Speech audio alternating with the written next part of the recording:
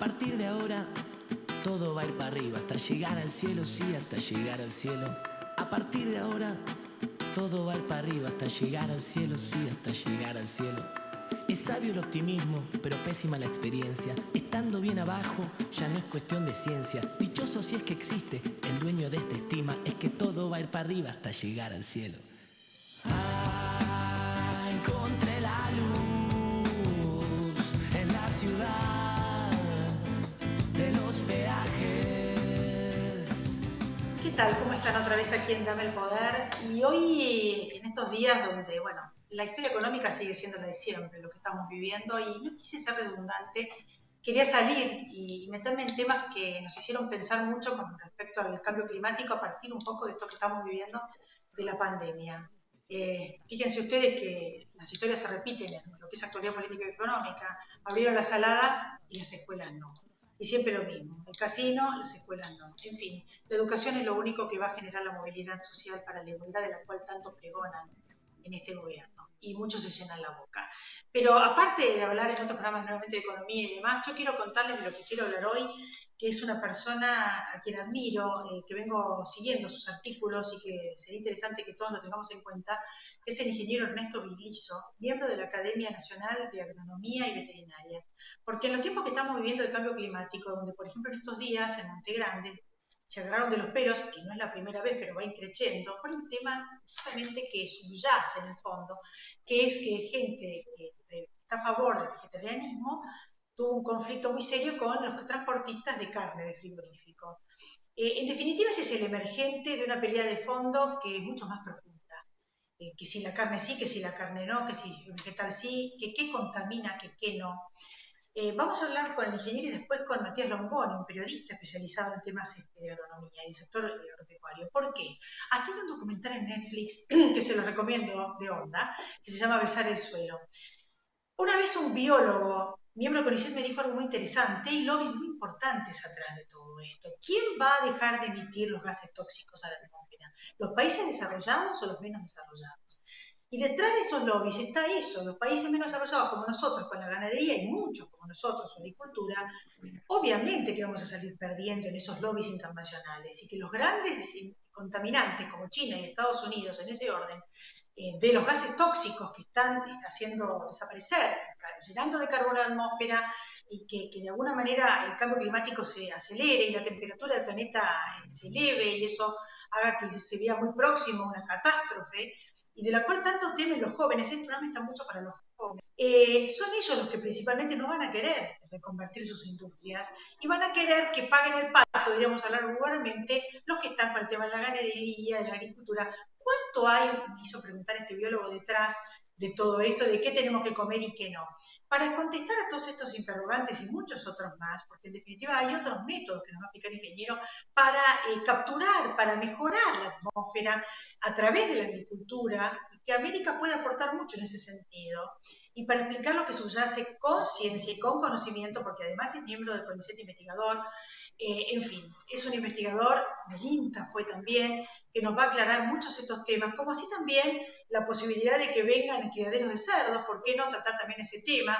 Todo lo que tiene que ver con el cambio climático, con el ingeniero después de la pausa.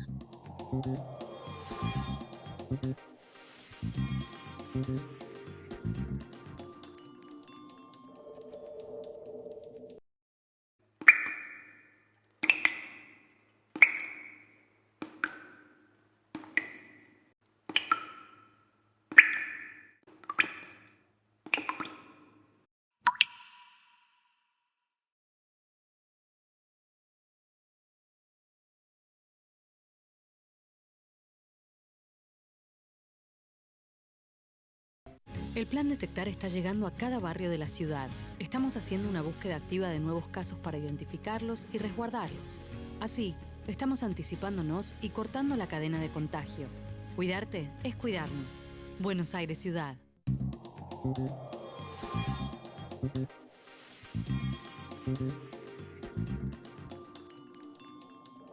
Aquí estamos entonces, ingeniero Vigliso, ¿cómo le va?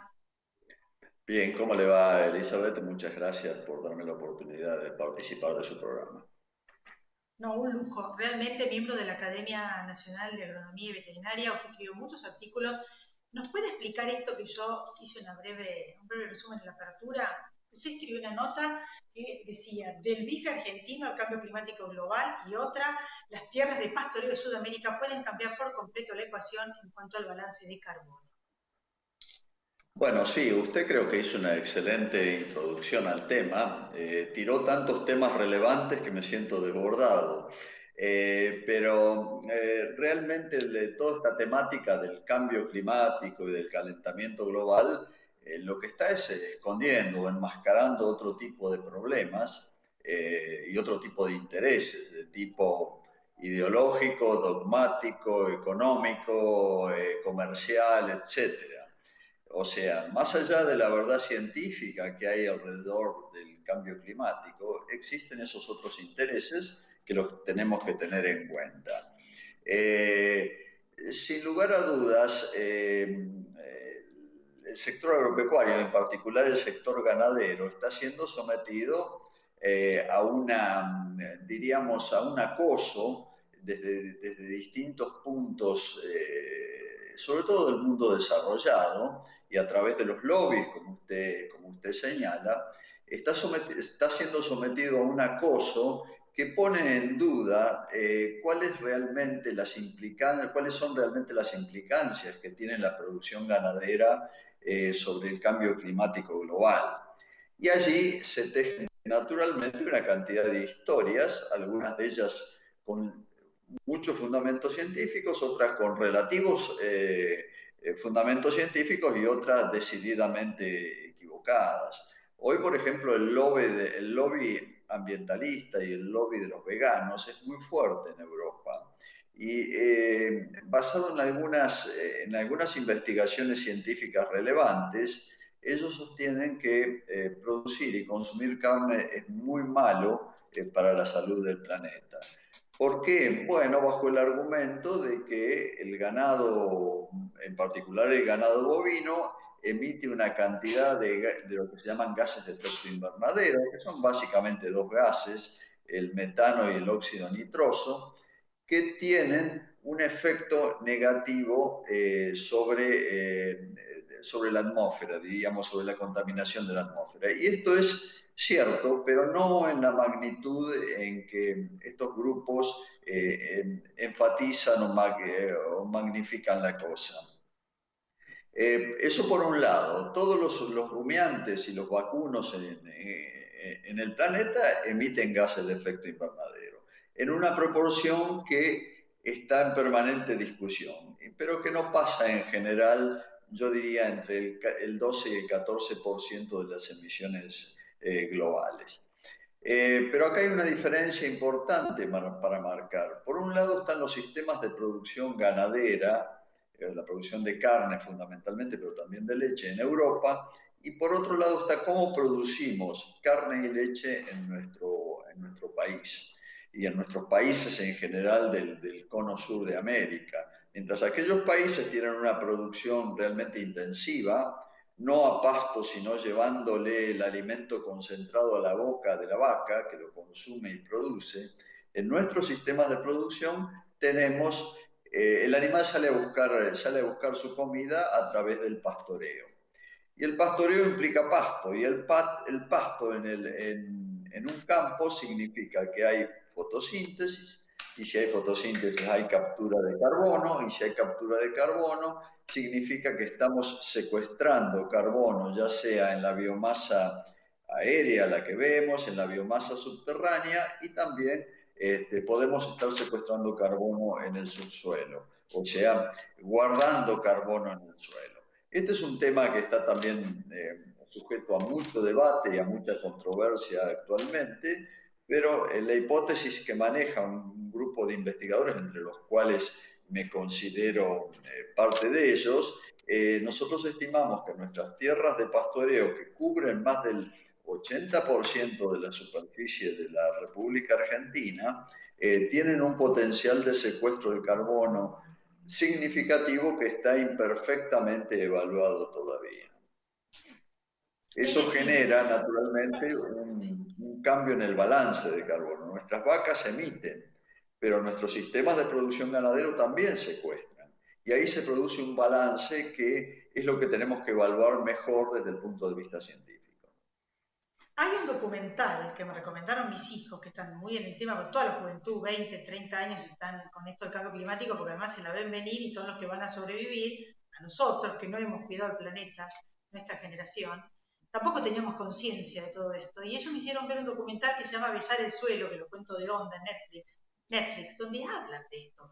Por eso me llamó tanto la atención, usted escribió sobre este tema y muestran, y si podemos mostrar las imágenes, no sé si Carlos, que yo le mandé, las podemos de alguna manera mostrar, donde la forma en que se pastorea el animal, lo que se puso de moda en Europa, es porque son feedlots, donde le dan de comer un horror y los tienen todos hacinados a todos los animales.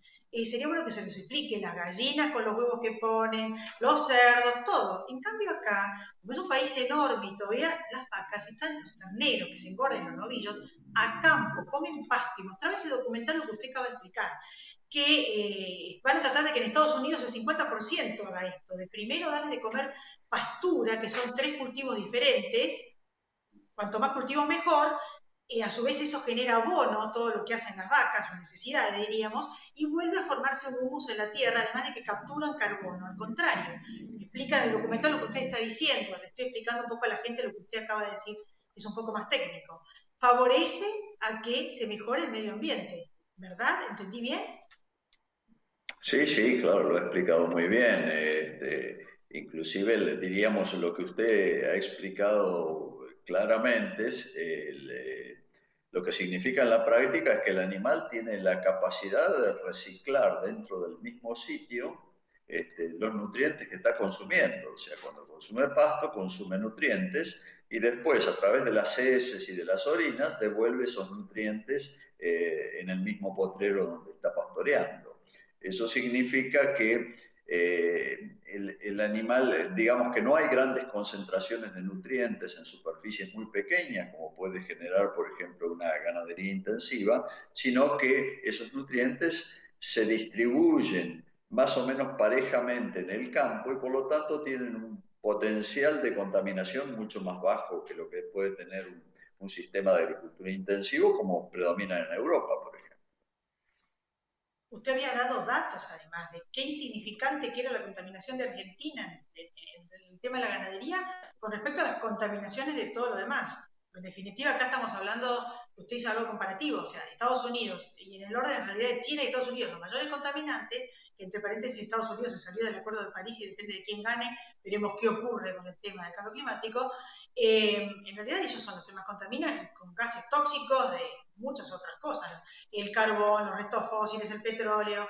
O sea, ¿cuánto hay de todo eso, ¿no? Detrás y cuál es la incidencia de Argentina? Bueno, Argentina es un jugador muy menor en esta liga de emisores globales, ¿no es cierto? Argentina emite toda su economía, o sea, digamos, Argentina tomado como país emite bastante menos del 1% de las emisiones globales. Y de ese 1%, pongámosle aproximadamente un 40% corresponden al sector agropecuario, y de ahí simplificando, digamos que la mitad corresponde, o un poco menos de la mitad correspondería a la ganadería. O sea que si usted se pone a sacar las cuentas, realmente a lo mejor la ganadería argentina está contribuyendo al 0,2 o 3% de las emisiones globales. Es una cifra realmente insignificante. Y penalizar ¿Puede haber un lobby comercialmente a aquí? un país, ¿cómo? Sí, penalizar un país, sí, sí, sí, sí, siga con la idea. Sí, digamos, penalizar comercialmente a un país acusándolo de que su ganadería está produciendo un calentamiento del planeta, con esos números que acabo de dar, es irrisorio, no tiene una justificación clara. O sea, ahí lo que hay es que está circulando otro tipo de información que proviene de lobbies, ya sean comerciales o ambientalistas o de veganos, que están distorsionando la verdad, ¿no? Y que de Por otra paso esos parte, lobbies, De paso, esos De lobbies paso, esos lobbies. que se refieren a las emisiones no computan los secuestros de carbono de nuestros sistemas de pastoreo. Claro, no computan que, por otro lado, como mostraba, usted acaba de explicar en la nota y acaba de explicar, favorece, secuestran carbono, o sea que libera la atmósfera de carbono tóxico. O sea, que es un equilibrio si se hace de la manera que se hace en la Argentina, donde se siembran raigras, cebadilla, distintos cultivos, trébol rojo, demás, todos juntitos, se les da de comer a las vacas, las tierras descansan, no se siembra todo el tiempo, trigo, soja, sino que se descansa la tierra, porque eso descansa la tierra, le da abono, se fabrica humus, ¿verdad? Ese es el proceso que aparte dijeron que en Estados Unidos son un 5% hace eso, y van a tratar de que sea un 50% para mejorar el planeta. Acá, ¿cómo es la relación? ¿Qué porcentaje es que se hace pastoreo? No, no tengo exactamente esa cifra, ¿no? Pero sin lugar a dudas, tenemos una necesidad imperiosa de medir estas cosas en la Argentina, que las tenemos todavía muy prendida con alfileres. No tenemos esos números exactos, pero sí tenemos hipótesis bastante robustas de lo que está pasando en los sistemas ganaderos argentinos. El tema también de la siembra, ¿no? Los que no quieren comer carne favorece la siembra, pero no saben, esto también es interesante, que ecológica, agroecológica, semillas hay muy pocas. O sea, en realidad es todo ingeniería genética, diríamos que ya no son más las semillas puras y que ya vienen predispuestas genéticamente a que si no le pones determinados agroquímicos ni siquiera vive la planta. O sea, el mundo es ese. ¿Cómo se le explica a la gente que dice, bueno, comamos todos los vegetales, comamos todos cereales nada más? Que eso tampoco es una panacea, ni siquiera los ovo lacto vegetarianos, porque la leche es de vacas que están pobrecitas encerradas hacinadas, los huevos son de gallinas que viven a hormonas, todas apretadas, o sea, hay un montón de cosas que la gente no sabe, ¿verdad? Yo que sé bastante de Claro. campo se los estoy explicando por si no lo saben. Sí, yo creo que tenemos que separar los problemas que tiene la agricultura, la ganadería, separar los problemas que tienen que ver con el cambio climático de problemas que tienen que ver con otros aspectos ambientales. Usted planteó, por ejemplo, la incidencia que pueden llegar a tener los organismos genéticamente modificados, entiendo yo que lo hizo así, sobre la salud humana. En realidad, hasta ahora no hay ninguna prueba concreta que demuestre fehacientemente que los organismos genéticamente modificados afecten en las plantas, en los cultivos, en los cereales, en las oleaginosas, afecten negativamente la salud humana. Eh, y la agricultura en general, o sea, los cultivos agrícolas en general, son mucho menos emisores de carbono que la ganadería. Salvo el arroz, los arrozales sí tienen un potencial de emisión alto. Pero la mayoría de los cultivos agrícolas como nosotros los conocemos y los hacemos no tiene implicancias importantes sobre el cambio climático. Pueden tener una implicancia indirecta tanto la ganadería como la agricultura, que es cuando se deforesta para ampliar la frontera agropecuaria. Y ahí sí, la deforestación implica una enorme emisión de carbono hacia la atmósfera. ¿Por qué? Porque hay una gran cantidad de carbono concentrada, digamos, en lo que sería la biomasa, las biomasas boscosas, los tejidos de las plantas, de los árboles, que cuando son destruidos esos árboles, eso se considera que es una emisión neta.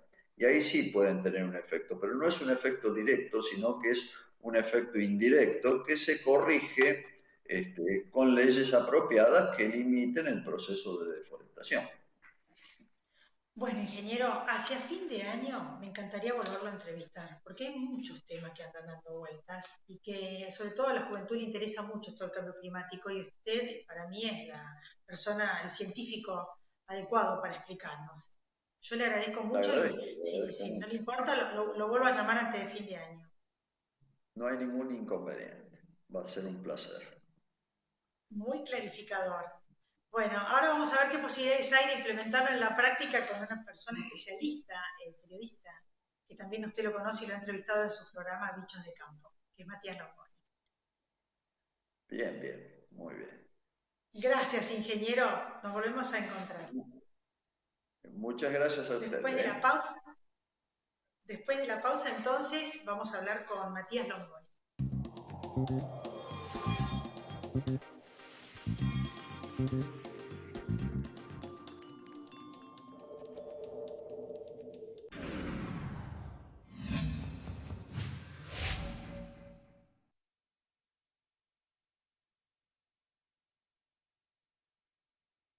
Grupo Petersen, desde 1920, construyendo el país.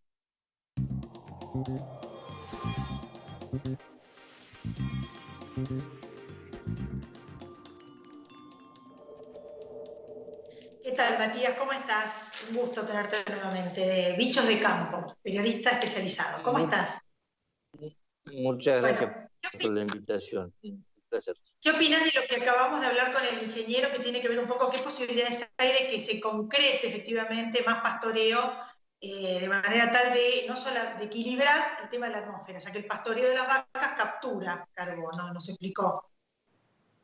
Bueno, sí, es toda una hipótesis que todavía hay que probar. Esto hay una gran tarea pendiente, digamos que la mayor parte de los que entienden sobre ganadería y cambio climático dicen que la ganadería argentina captura más carbón o más gases de efecto de invernadero los que emiten las vacas, que las vacas emiten metano, pero en la ecuación la Argentina, digo, al tener tanta ganadería de pastoreo, el INTA, el 90% de la dieta en general de los bovinos en la Argentina es de pasto. Digo, esto habilitaría a medir a la huella de carbono y a tener un carbono neutro, digamos, o sea, ser equilibrados o incluso tener un saldo favorable. Lo que pasa que se dice mucho y se ha medido poco todavía. Y lo que tiene que hacer la Argentina es hacer un gran esfuerzo ahora por demostrar que lo que dice es cierto y poder mensurar de algún modo esta ventaja en la carrera contra el calentamiento global. Digo, lo mismo sucede en la agricultura, ¿no? En la agricultura argumentan que la siembra directa y si se evitan los barbechos químicos y si se hace una agricultura con alta carga de rotaciones de cultivos, también estaríamos teniendo carbono favorable, como hacemos las cosas en la Argentina, pero recién estamos en los pasos incipientes para empezar a medir eso y poder demostrarlo. Digo, en el mundo nadie te va a premiar por algo que no puede ver. Es muy interesante el camino, pero hay que recorrerlo todavía. La otra pregunta, ya pasando a la actualidad, ¿cuál es el impacto de muchos de los hechos que están ocurriendo en el sector agropecuario? Por ejemplo, el impuesto a la riqueza que dicen muchos tributaristas especialistas en campo que afecta a 50.000 productores, o las tomas. Ahora, ayer hubo intentos en Olavarría y Junín. O sea, esto avanza, ¿no? De las tomas en el sur, la gente con el campo adentro, que ya lo desalojaron, bueno, Guernica y demás. ¿Cuál es el impacto de estos temas que están ocurriendo en el sector?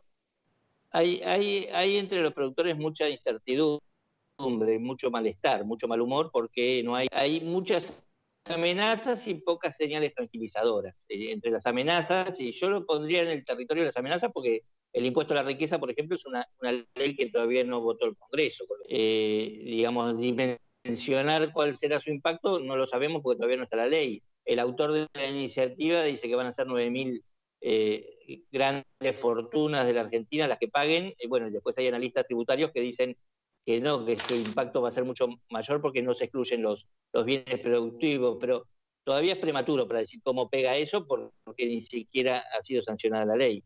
Las tomas también son hay algunos casos concretos, pero en realidad entre los productores lo que prima es el mal humor por ver que nadie detiene este proceso. Y así se van sumando otros jalones, ¿no? que colaboran a este malestar.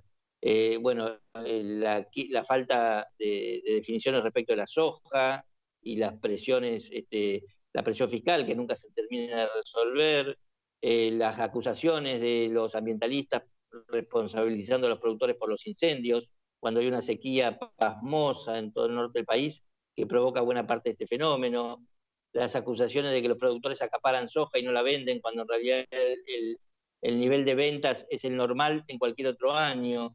Digo, son todas acusaciones que brotan o amenazas que brotan del poder político que intranquilizan mucho a los productores justo cuanto más se los necesita. ¿Qué quiere decir cuando más se los necesita? Es evidente que la Argentina va a salir de una pandemia y va a entrar a una, bueno, ya estamos dentro de una gran crisis económica, con mucha exclusión, con mucha pobreza, y ahí es cuando los argentinos quedamos desnudos de todo y solamente, digamos, nos quedan pocas cosas, pocas herramientas, y una de ellas es producir para poder salir de la pobreza, digo, y esto ya lo hemos vivido en la Argentina, y entonces no digo que haya que ser contemplativo en todos los aspectos con los productores agropecuarios, pero vos necesitarías a los productores agropecuarios en este contexto de reconstrucción que plantea el presidente Alberto Fernández. Entonces hay una dicotomía ahí entre el discurso conciliador que a veces brota del presidente y los hechos. En los hechos, la verdad que lo que hay es mucha intranquilidad entre los productores. Otro tema que está generando mucho ruido es la ley del manejo de los incendios, que quieren hacer una ley para que de 30 a 60 años después, como culpando a los mismos que incendiaron los campos, como si fuera la gente de campo que incendió tierras para poder sembrar, y 30 a 60 años no poder volverlas a sembrar, sería terrible si sale esa ley. Te lo meto todo junto porque me quedan 2 minutos. Y el otro tema es de los que vengan todos los criaderos de cerdos de China. Son 2 temas distintos, pero que están generando mucho ruido, ¿no? Tienen miedo de que haya contaminación con todas las veces que pueden traer los cerdos de China y demás. ¿Qué opinas de esto? El agro se está exponiendo a un gran riesgo, ¿no? A un pésimo riesgo que necesita urgente de acuerdo con la política para sofocar esos riesgos. Argentina es un país agroproductor muy importante. Por supuesto que necesita normas ambientales que regulen la producción agropecuaria.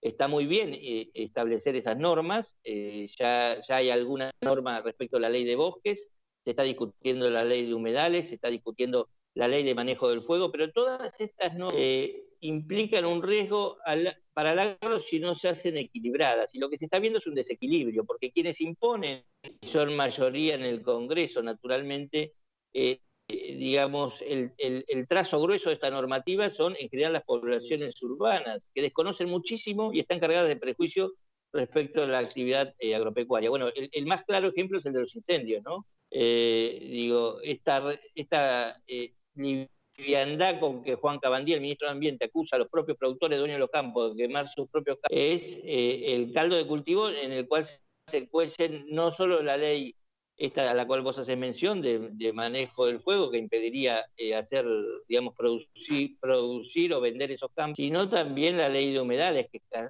casi y te diría bastante más peligrosa que la ley de manejo del fuego. La ley de humedales puede llegar a dejar fuera de producción.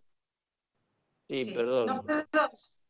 No puedo seguir con el programa porque se me terminó el tiempo, pero te voy a volver a llamar antes de fin de año porque nos quedan pendientes un montón de otros temas, como se han dado cuenta los televidentes. Yo te agradezco muchísimo, fue muy claro tu informe y se nota que sabes muchísimo, y te vuelvo a llamar en otro momento. Y ojalá que te escuchen los que tienen que tomar decisiones en política agropecuaria. Bueno, muchas gracias por esta entrevista. Gracias, Matías. Se me terminó el tiempo, así que yo a todos ustedes también les agradezco mucho haber estado ahí y nos volvemos a encontrar la semana que viene. Chao, pásenla bien.